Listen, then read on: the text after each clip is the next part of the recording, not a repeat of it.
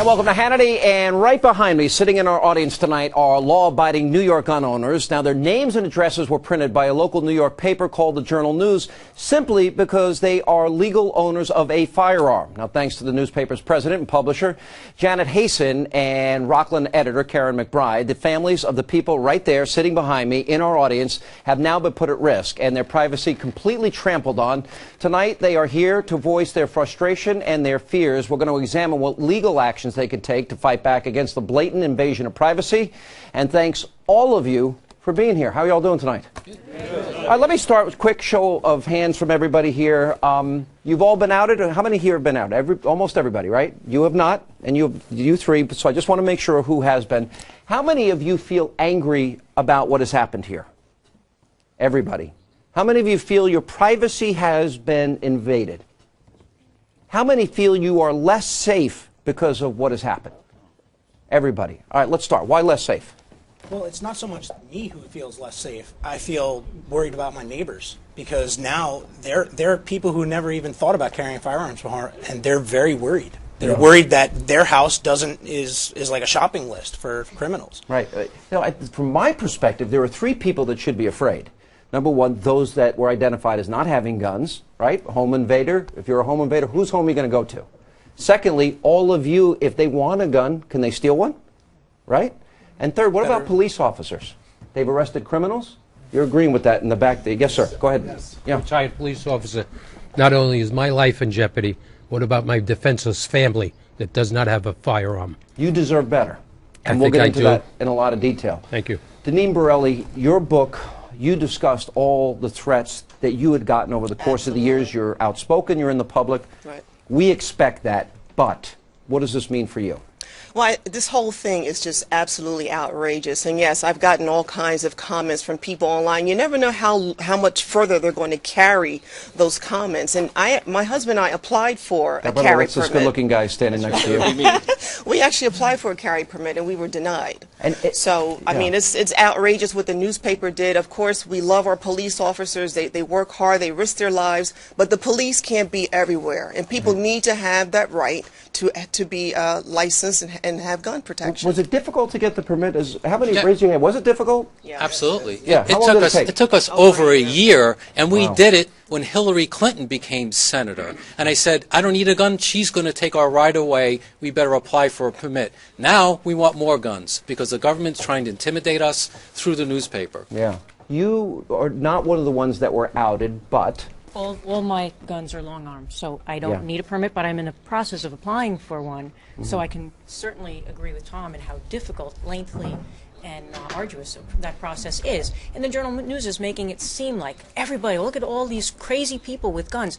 All these people who are pistol permit holders went through an extremely rigorous process. They had to get 4 references. They had to fill out a very lengthy application. They had to get approval by a judge.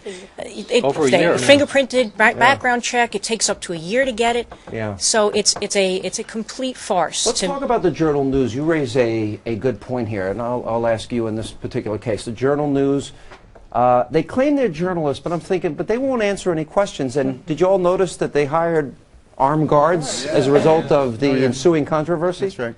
And by the way, I want everyone there to be safe, as all of us do, right? We all agree. We want them. What's that? You want the elite safe, especially. Separate rules for separate The elite. The elite. Well, wait a minute. Hollywood stars have It's guns. elitist, yes. Right? We but protect we are our not. presidents, We're ordinary our mayors. citizens, Right. so we are not part of the elite. Yeah, go ahead.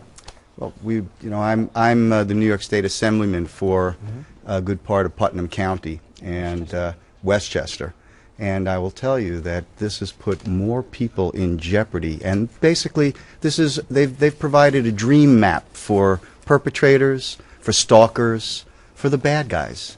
They know where the guns are now, where they aren't, and the FOIL request itself is antiquated because we are now at the crossroads of where the law meets modern technology and, yes, morality. Yeah, but you know, they did not have to publish these names. Yes, sir. Sean, I spoke with the Rockland County clerk this morning, and they do exceptional work there, the entire staff.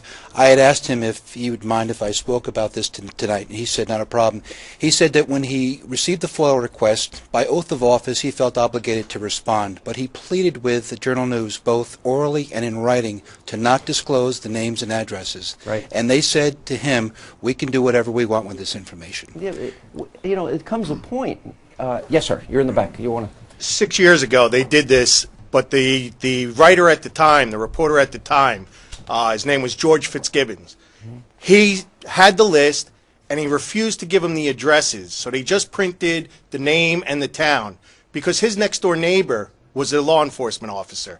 He was afraid of, one, somebody he arrested might come and go after his neighbor, and two, what if the guy made a mistake, went to the wrong house, and got his family instead? That's a great point. So they went and got a guy who lives out in Queens, so he would have no direct connection with anybody. Yeah. You were telling me before, and by the way, we've already sort of labeled you as the team spokesman. You've been voted team captain here I don't know. as we get started. You said you're a young mother? Yes. Okay, sometimes Yes. you're home alone? Sure, And- absolutely. And now especially I feel vulnerable. Explain. There's a lot of break-ins going on right now between 5 and 7 p.m. Where I live and in the next town over. And they're warning people, they're coming in and they're breaking in, make it look like somebody's home. Well, they now know that there's a gun there. Thank God they don't know what guns I have. So I feel These very criminals are smart. They're not, yes. we think they I may feel be like my evil. house is being watched by them, You know that probably. the Journal News originally, when Hang they on. made the Yeah. request, request, they also wanted to know what guns people had. They Yes. were denied that Yes. information. And they They were also- going to publish that as well, along with everyone's names and addresses. If They they're also looking for- didn't publish police officers. A lot of police officers, but a lot of them did not did? get published. There's certain ones I that thought did they not. did. They did. I know certain people that Maybe did there's not. some that didn't get- Maybe because maybe they it was got missed. older than 5 years, the permit. You want to? Yeah. I'm not. We're not looking to disagree on it. We just want to get the What facts out. happened Yeah. with the law enforcement officers is most law enforcement officers don't apply for a pistol license because they can carry on their shield. I've spoken with friends of mine who are state troopers and other police, and they were told by their unions, you don't need to have a license. That was your prerogative to get it. That's why we'd rather you didn't have it. Let me ask another question here. The governor of New York gives the madness has to stop. He gives his big state of the state address. He wants New York to have the toughest gun laws in the country. By the way, Connecticut had one of the toughest gun laws in the country. But he used the word earlier, confiscation. Sean, if I can speak to that. Yes, go ahead. As a senator from that area, people have to realize that this governor's on the record talking about confiscation, and people have got to get activated throughout the state of New York. There are bills out there right now that would send the state police to the doors of people who are now obeying the law, knock on that door, and turn those individuals into criminals. That's where this governor wants to go with that. When he's screeching at the top of his lungs that you don't need 10 bullets to kill a deer, the Second Amendment isn't just for deer season. Wait a minute. This now becomes political. Will the Republicans, they have control of the Senate? But it's a coalition. It's a coalition. And I'm telling you right now that people need to get on that damn phone and they need to call their senators, Will Democrat, they hold the Republican, line? and hold the line. You're looking at one senator who's working every hour from now until next make week that- to make sure that this governor's bill, which started as a gun confiscation bill, does not hit the floor of that Senate, and that we bring common sense to that legislation. How many of you would disobey the law if the governor demanded you hand over your gun? Immoral. Off the record?